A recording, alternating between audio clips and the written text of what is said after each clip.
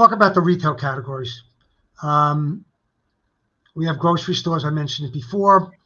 All of these categories are selling products. You have to decide where you want your product to be. Do you want to be in a convenience store? Do you want to be in a big box? Some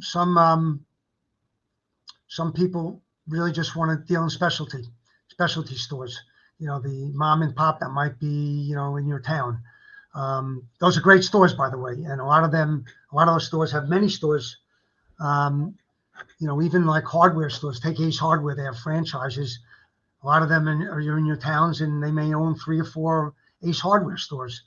You have off-price retailers, so you may not want your product in an off-price, or you know, maybe you do, but you have to decide where you're going to go. And each one of these categories, the buyers are very different. They have very different requirements and very different things that they need, that they'll need from you. And we'll go through that in a couple of minutes. And some of them require a high volume of inventory. Some are singles sometimes, and there's margins which they need to meet, which you need to know also where it's going to go, and do you have enough margin to meet the slim margins of a big box retailer versus a specialty store. Where, like, I had a product, one of my snack containers, it sold for $2.97 at Walmart and $4.99 at supermarkets, the same product.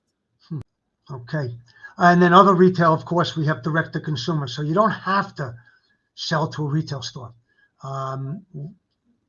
We see more startups happening today with direct to consumer. What's great about direct to the consumer? Because now you are touching, feeling that consumer firsthand. You're not going through a retailer who then goes through that consumer. And you can, you can talk to the consumer. You can, contact them. You can have other websites that you can relate to them back and forth. They can be emailing you. You can have blogs. You'll have websites. So it's a great way to get started. Also, there's also, No, I was gonna say, Stu, because I have a bunch of products that I've had a chance to invent and bring to market, and my big launching opportunity was with QVC. Yeah, you have to be manufacturing your product, which I was thinking about licensing, and then I ended up having the opportunity of meeting a QVC buyer at a trade show. And then I just started manufacturing products and working with QVC for many years. And, catalogs also are really good. If you aren't ready to do major volume and you have some inventory, I mean, you have to be prepared if it sells well to be able to have the inventory. But even the catalogs would do great volume, and they're great to start off with because they'll work with you. So I want you guys, when you think about what your profit is, people talk about what's your margin. What's a margin? Well, a margin means sales, your revenue, less your cost of goods equals profit. And profit divided by your sales is called a margin. So if something costs you, say, $100, right? Mm-hmm. And someone says to you, "Oh, I want to make 50%." Well, a lot of people take that $100 and they say, "Oh, 50%."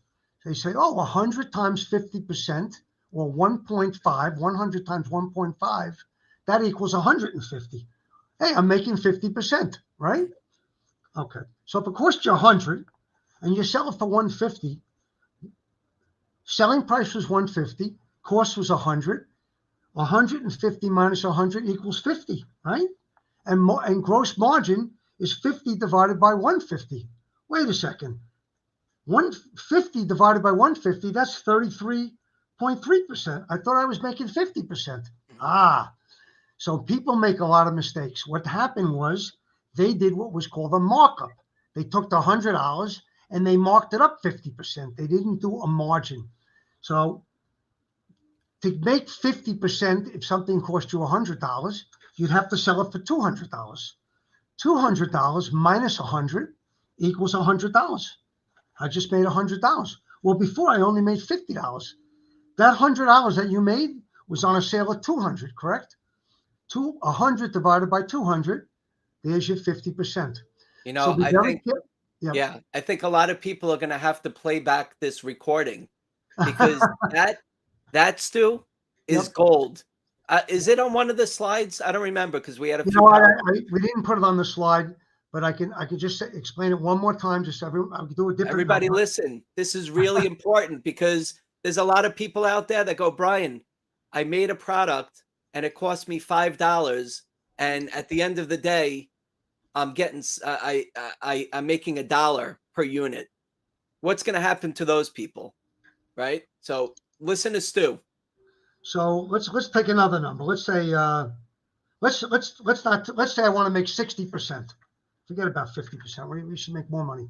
So if something costs you $50 to make $60, to make 60%, you would take the $50 and divide it by the inverse of 60, which would be 0.40, right?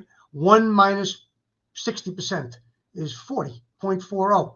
So if you take something costs you $50 and you want to make 60 points, it's 50 divided by 0.4, and that would be $125, right?